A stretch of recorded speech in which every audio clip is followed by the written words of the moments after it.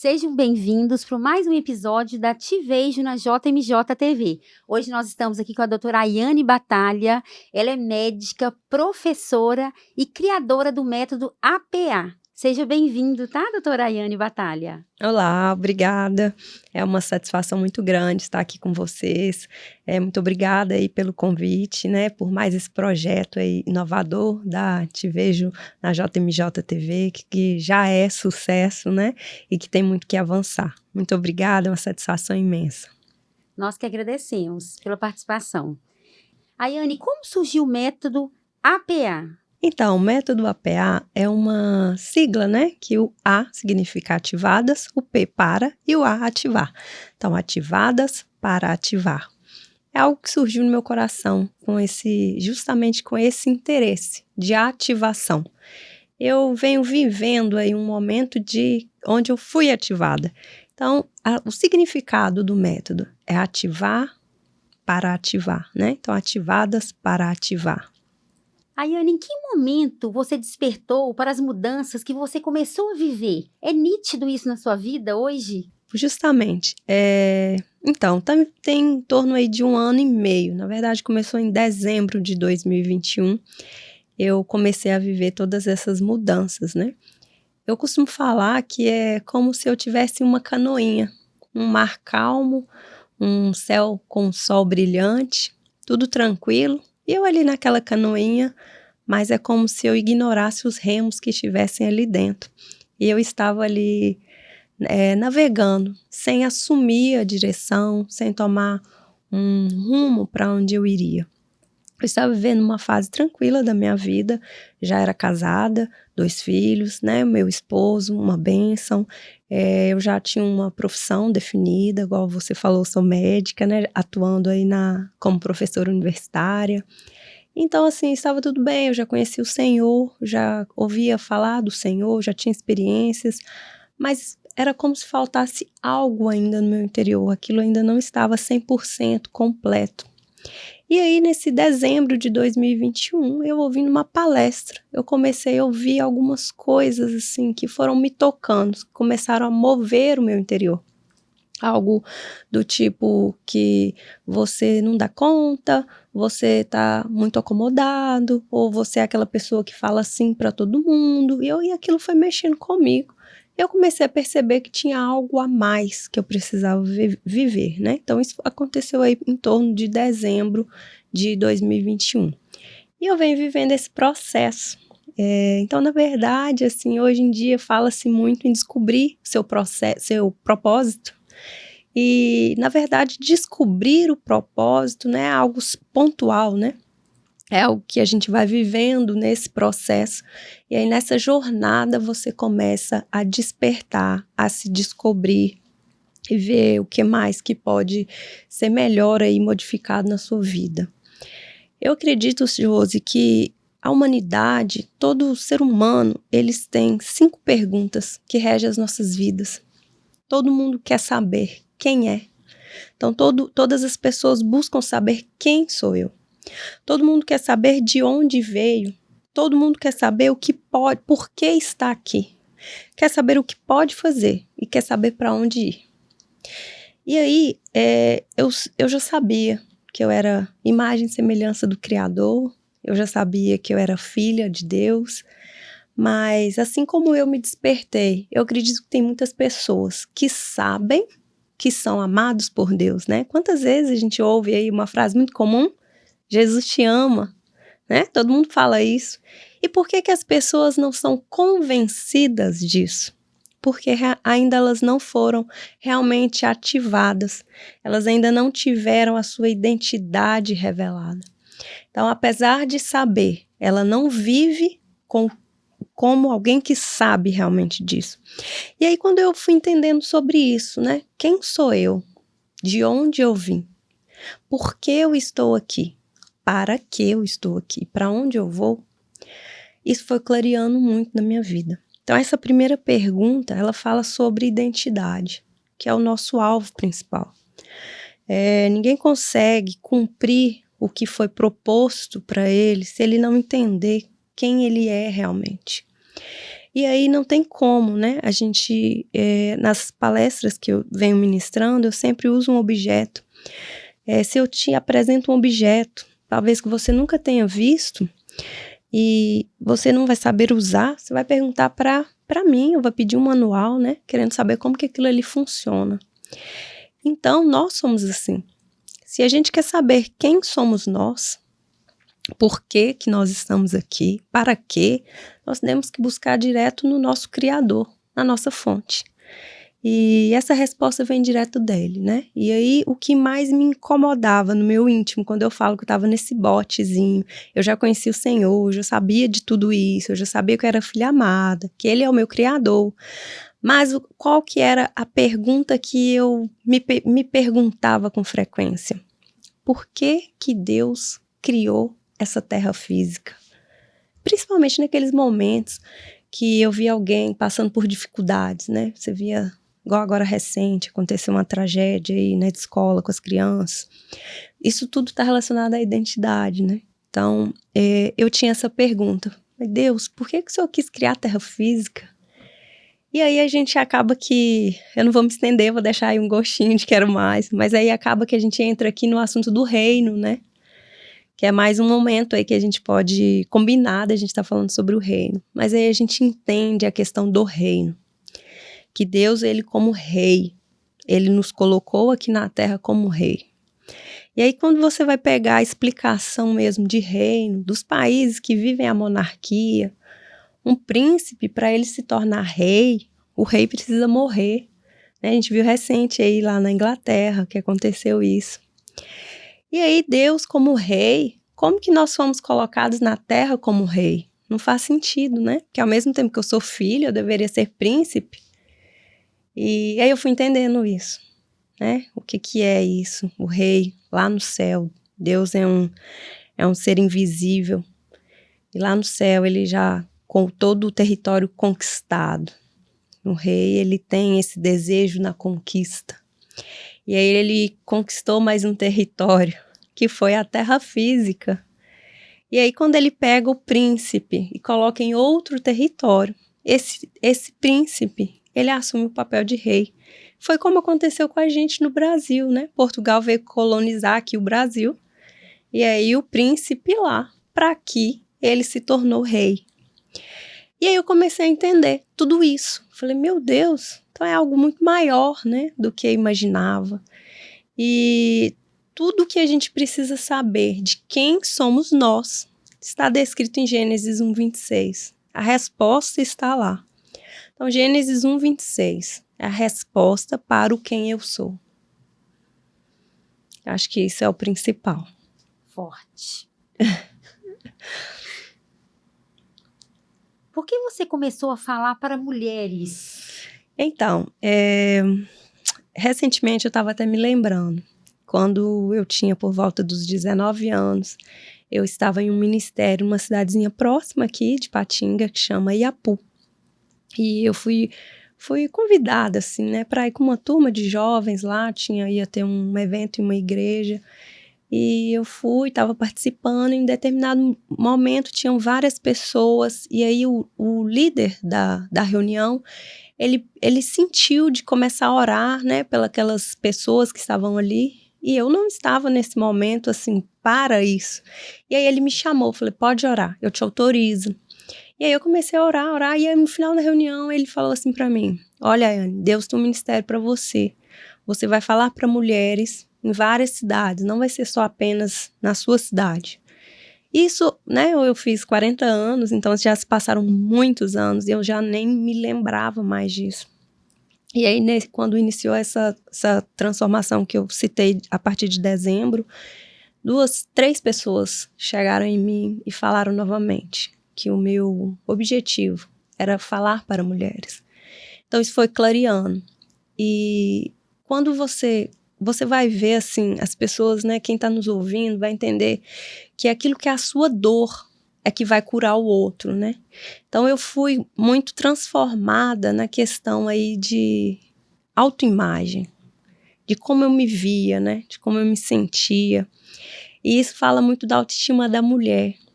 E aí isso foi clareando. que o meu chamado, né, o meu propósito, a minha essência é falar para mulheres. E assim como eu fui transformada nessa questão, o meu chamado é para alcançar mulheres. E isso acontece até mesmo no consultório, né? É engraçado porque cerca de 70% dos meus pacientes são mulheres e na maioria das vezes não vem com um problema de saúde físico, não é um problema patológico médico, né? É claro que a pessoa chega com uma queixa inicialmente. Doutora Anne, vim aqui porque, sei lá, eu tô tendo dor no peito, né? Eu tô dormindo, eu tô com dificuldade de emagrecer, mas aquilo ali é só a desculpa para ela me procurar. Aí eu começo a conversar, não é nada daquilo, né? Tem algo muito mais forte, muito mais pesado ali por trás. E tudo se encaixa dentro do seu propósito. Exatamente. Então, assim, né, as coisas vão acontecendo, é o processo, né? Aí é onde a gente fala que a gente não pode estar parado.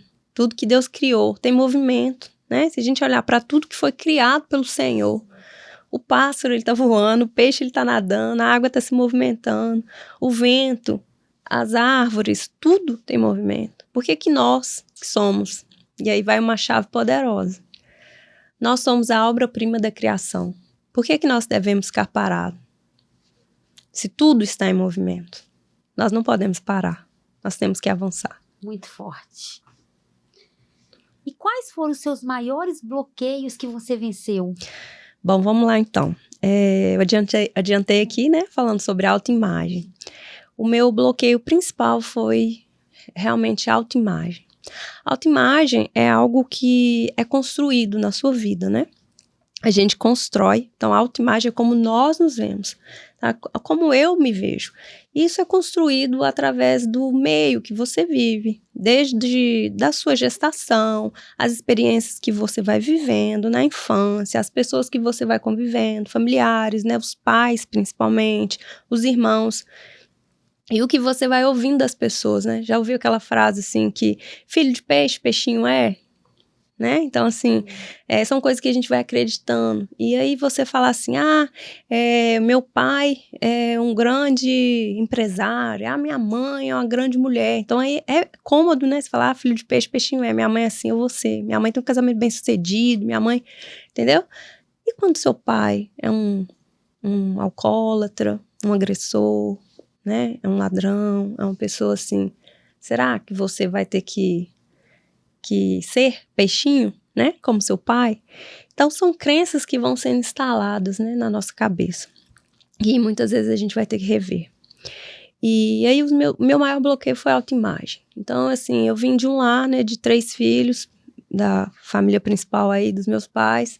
E eu era aquela filha caçula ali, eu tinha uma irmã mais nova, e ela sempre foi muito referência para mim na questão, assim, de ser uma pessoa muito educada, gentil, boazinha, né, e eu ser uma filha um pouco mais rebelde, e aí foi sendo construída a minha autoimagem como, às vezes, mais difícil de lidar, né, então eu cresci com isso aí. Então o primeiro bloqueio que eu tive que desfazer foi a autoimagem distorcida que eu carregava. Então, por exemplo, eu estou aqui hoje falando, né, eu dando palestras. Isso não era algo do meu raio, assim, da minha possibilidade. Eu era extremamente tímida, né, e a timidez aí, essa vergonha das pessoas em falar em público, na verdade, está relacionada ao medo de falhar em público, né, porque conversar todos nós sabemos. E aí, às vezes, a pessoa, ela sabe conversar muito bem ali, porque ela não quer ser exposta para ela falar, porque ela tem medo de falhar. E aí, ela falhando, ela tem medo do julgamento, né? Do que os outros vão pensar. E aí, eu tinha essa autoimagem distorcida, então isso foi algo importantíssimo. Então, quando eu entendi realmente a minha identidade, isso foi corrigido. O outro bloqueio gigantesco era a necessidade de aprovação. A necessidade de aprovação, ela é aquela pessoa assim que nunca fala não pra nada, sabe? Você conhece alguém assim, Josi? Tudo que as pessoas pedem, a pessoa tá sempre disponível. E eu era essa pessoa, sabe? Todo mundo, qualquer um que pedisse alguma coisa, eu sempre disponível. E aí você acha que isso é até como que eu posso dizer? Da sua personalidade, algo positivo, uma qualidade. né? Então você tem isso como uma qualidade. Não, fulano é super prestativo, tudo que precisa é na hora, né? Só que para você cumprir o seu propósito, você tem que aprender a falar não. E quando você tem a necessidade de aprovação, você se anula para agradar o outro. Então existe uma diferença entre ser bom e ser bonzinho. Bondade não tem nada a ver com ser bonzinho, né? A bondade que você carrega ali no seu coração não tem nada a ver com você falar assim o tempo todo para as pessoas. Então eu carregava muito isso, né? Eu tinha necessidade de aprovação muito grande, eu não conseguia falar não para as pessoas, e aí eu me anulava, eu deixava de fazer algo que era do meu interesse para fazer algo que seria do interesse daquela pessoa. E não tem outro caminho, né? Aí talvez pode estar pensando, e como vencer isso? Fazendo, dizendo não. É a única forma. Então, para que você vença a necessidade de aprovação, você precisa falar não. E geralmente vai ter uma ou duas pessoas que são os papéis principais aí na sua vida e que vai ser mais difícil de falar não, né? E quando eu vivia disso, aquele falar não era muito mais difícil do que eu falar o sim. Porque aí você fica se cobrando, se culpando, não me custava, dava para eu ter feito, entendeu? Mas custava, né? Mas você tá ali envolvido e tem que deixar claro que isso não tá relacionado com o outro, entendeu? Ah, mas fulano podia parar de me pedir as coisas, porque sabe que eu não consigo falar não. Não é o fulano, é você. Tem que partir de você. Por isso que a gente usa a frase, né? Decisão muda destino.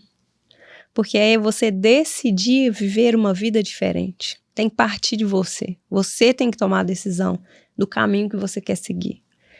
E essa questão de bloqueio emocional é algo muito forte, né? Cada ser humano aí deve ter em média uns 200 bloqueios. E nesse tempo aí de 1 ano e meio eu já devo ter desbloqueado cerca de uns 20 bloqueios. Coisa assim de pegar no papel e escrever, sabe? Mas os 2 principais foi a autoimagem e foi a necessidade de aprovação, sem dúvidas. Mas tiveram muitos, tá? Religiosidade, que é bem pesado. Teve paternidade, teve muitos bloqueios. Escassez, que todo mundo carrega, né? A escassez, a gente vem ouvindo aí desde a infância, dinheiro é sujo. E aí você vai tendo um comportamento conforme o que você aprendeu, né? Que dinheiro não traz felicidade, que dinheiro traz pessoas interesseiras. E aí tem que ser reconfigurado o drive aqui para poder mudar a estação. E nós já sabemos que já aconteceu a segunda edição, né, do APA. Você já tem em mente quando terá a terceira? E essas palestras têm feito diferença, né, na vida de cada mulher que tem participado. Fala pra gente um pouquinho. Exatamente. No próprio dia do evento, né, são muitas mulheres que chegam, que ouvem a história e se identificam e falam, nossa, pela primeira vez que eu tô ouvindo algo assim, eu não sabia que existia isso, e são tocadas e começam a mudar ali, começa a ter a visão clareada, né? E aí, como que surgiu o evento em si? O evento em si, eu tenho uma prima, né, a gente não convivia muito, né, uma prima assim, não é distante, ela é prima de primeiro grau, mas ela é do lado da família do meu pai, então a gente tinha pouco contato. E aí um tio meu que morava no exterior, 20 anos morando fora, ele retornou para o Brasil, que é o pai dela, e a gente se encontrou num churrasco. E aí sentamos para conversar e a gente estava vivendo o mesmo processo. Ela estava sendo curada das mesmas coisas que eu.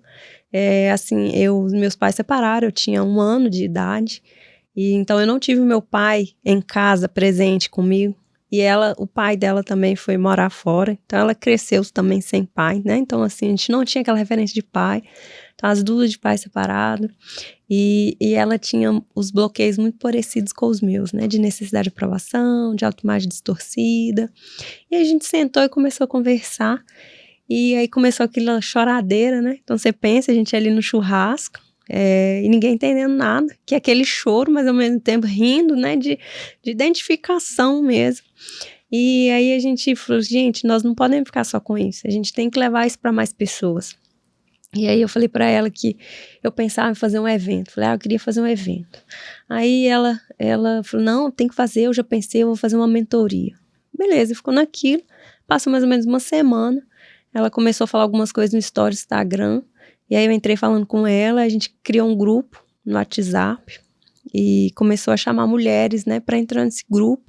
Se quisessem ouvir falar mais sobre identidade, sobre bloqueio emocional, sobre as linguagens do amor. E aí começou a entrar mulheres, e aí ela teve a ideia de estruturar uma mentoria, ela estruturou uma mentoria e criou um nome para a mentoria dela, e aí aquilo me despertou, falei, nossa, ficou bacana. Aí ela, não, você vai criar também e tal, aí eu criei, aí veio o nome, né, APA, Ativadas para Ativar. E aí surgiu a ideia do evento, falei, vamos fazer o evento então. E assim, surpreendente, porque uma pessoa que é extremamente tímida, né, de poucos relacionamentos, poucos vínculos, e aqui entra também, Josi, que é importante a gente relembrar a questão da ambiência. Quando você está nessa fase, você vai precisar trocar a ambiência, né, então tem aquelas pessoas que estão aí 20 anos andando com as mesmas pessoas, você convive com seus amigos de infância, tá na hora de trocar, isso está sendo cômodo para você. Você não quer mudar a fase, porque você acha que ainda é criança, mas você precisa amadurecer. Então tem que deixar pessoas, tem que mudar a ambiência. E no início dessa transformação, as pessoas começam a te atacar, né? Porque você está em um círculo onde pessoas estão acostumadas com a sua mesmice. E aí você começa a acelerar o passo, e as pessoas não estão te acompanhando, então elas começam a te criticar para te frear. Isso é um bom sinal. Então, quando você começa a viver um processo, que você começa a ser freado pelas pessoas, realmente é interessante, você está no caminho certo. Esse é o sinal. Se você começar a acelerar sem incomodar ninguém, tem algo errado. Jesus incomodou, né? Jesus incomodou. Então, a gente precisa acelerar, mudar o ambiente. E aí ela veio com esse gás, né, e de repente, assim, as pessoas, nossa, mas você não tinha muito contato com ela, o que aconteceu, né, aquela coisa. E aí a gente falou, vamos abrir. Aí a gente fez, marcou a data, conseguimos o local, abrimos as inscrições, né, o nosso alvo não era fazer dinheiro com aquilo ali, era realmente viver a experiência. E o nosso alvo era 30 mulheres para esse primeiro evento, e eu fui vivendo uma experiência que na primeira semana, venderam acho que 2 ou 3 ingressos, e aí faltando uma semana para o evento. Na segunda-feira, o evento ia ser no sábado, a gente tinha feito 5 inscrições. E aí ela, o tempo todo assim, não, eu tenho certeza que isso aqui vai lotar, eu já vi isso aqui lotado de mulheres. E aí o Senhor foi nos surpreendendo, né? Chegou na sexta-feira, a gente estava com mais de 20 inscritas, e chegou no sábado aquela confusão, 33 inscritas, nosso alvo era 30. E o evento foi sucesso total. As mulheres saíram de lá super impactadas, sabe? E a gente foi recebendo mensagens, quando que seria o segundo evento, porque foi algo muito positivo mesmo. E aí no segundo evento, eu me conectei com uma outra pessoa, que é a Simone Sá. Ela tem um YouTube, né, um canal no YouTube, ela é uma pessoa assim, brilhante, ela fala para mulheres de pele madura. E aí também a gente se conectou, né, dentro da minha casa a gente se encontrou, e aí ela começou a falar do que é o propósito dela, e aí vamos fazer o segundo evento. E aí surgiu a segunda edição, e aí a gente estava ali de novo, falando para mulheres, e dessa vez foi para um número maior, né, então a gente passou para 60 mulheres, e de novo foi sucesso o evento, as mulheres foram muito impactadas, né, e sempre já perguntando pelo próximo. Então, assim, é algo, acho que não dá para voltar atrás, né?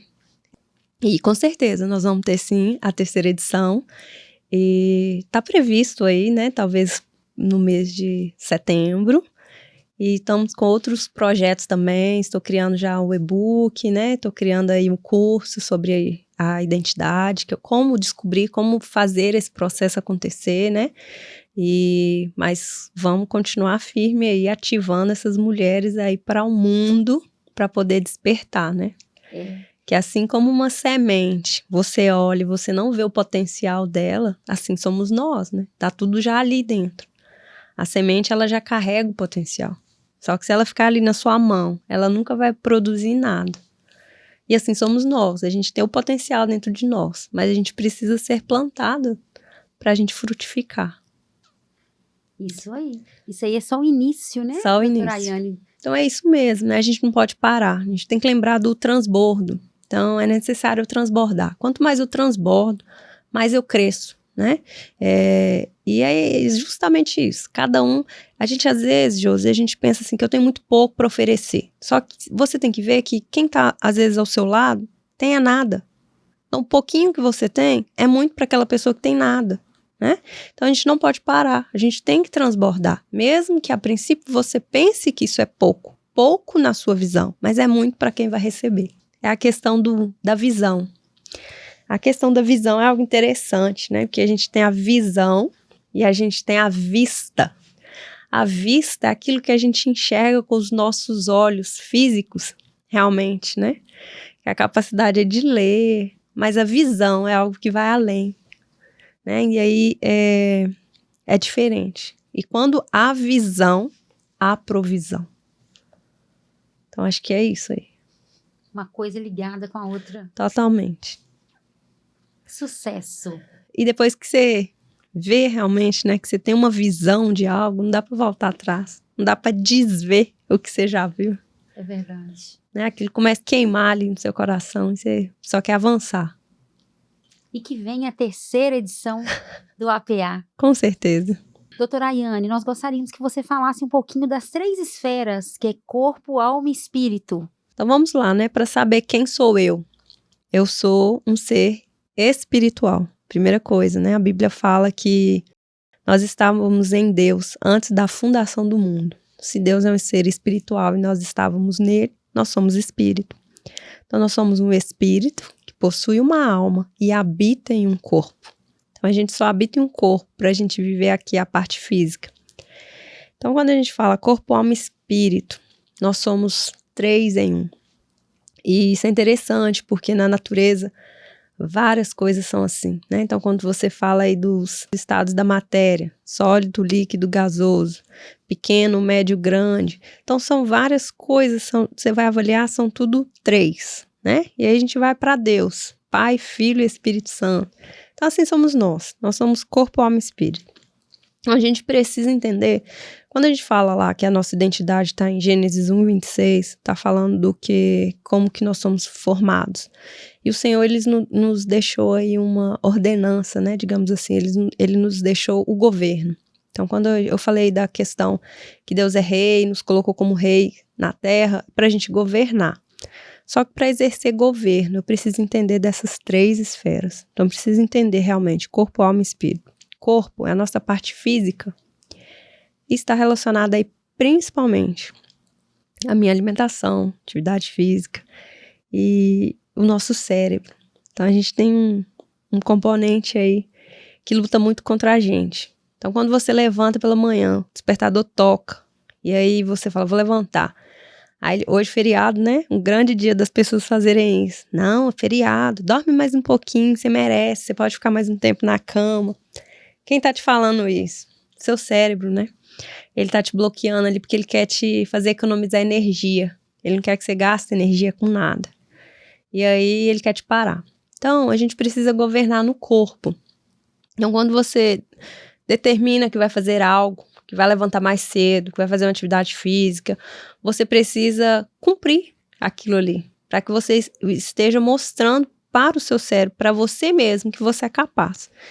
E assim, Josi, ninguém cresce monstro, né? Tudo começa pequenininho. Então, ninguém tem grandes resultados sem ter começado de pequeno. Então, a gente precisa comemorar aí os pequenos resultados. E aí, às vezes, as pessoas querem crescer, ter grande sucesso, né? Liderar grandes pessoas, multidões, e ela não é capaz de governar nas pequenas coisas. Quer ver algo que todo mundo tem dificuldade em governar? Sobre açúcar. É algo muito pequeno. Por que não consegue vencer? Né? Então, falar assim, vai ficar uma semana sem açúcar. É um desafio gigantesco. Então, é necessário. Então, é necessário eu governar sobre o meu corpo. É necessário eu realizar atividade física. eu me alimentar bem. A questão da alimentação na medicina, né? Isso foi até algo que, isso é uma novidade também. Me despertou na medicina a área da nutrologia, que é uma área que fala principalmente sobre saúde, sobre alimentação saudável. E hoje em dia a gente tem vivido tempos que as pessoas têm desembalado muito a alimentação e descascado pouco. Então, a gente precisa inverter aí a ordem, né? A gente tem que desembalar menos alimentos e descascar mais alimentos. Eu estou na pós-graduação em nutrologia e no último fim de semana o módulo foi sobre câncer. E o INCA, que é o Instituto Nacional do Câncer aqui no Brasil, ele listou vários itens que são responsáveis como evitáveis para que a pessoa tenha câncer. E uma delas é se manter magro, né? Então, quando vem com essa normatização, né, como algo aí que pode ser evitado a pessoa ter câncer, se manter magro, o que está querendo dizer? Você precisa governar sobre o seu corpo. Você precisa governar sobre o que você come, o que você ingere, né? Quais as práticas que você tem tido. Então, a gente fala aí de corpo, alma e espírito. E governo, não tem como. Eu preciso ter controle sobre fumar, beber, né? Mas eu fumo porque na hora que eu quiser eu paro. Não é bem assim. Você não para porque você não tem governo sobre você. Então, é necessário eu me alimentar bem, eu dormir bem, muitas horas de sono, eu fazer atividades físicas, porque é onde eu vou estar exercendo o governo na área do corpo, né? E aí é onde é que a medicina entra. Então, a medicina entra muito na área do corpo, mas já existem inúmeras pesquisas comprovando sobre a espiritualidade, né? A interferência da espiritualidade na recuperação mesmo de doenças graves, né? Que às vezes a medicina não explica o que aconteceu com o paciente. E aí a gente vai para a esfera da alma. A esfera da alma é ali onde estão localizados os meus sentimentos, é onde surgem ali as emoções. E a nossa alma, ela é responsável pelas nossas decisões. Então, quando eu tomo uma decisão, ela vem da alma. Eu preciso governar. Então, é o meu lado emocional.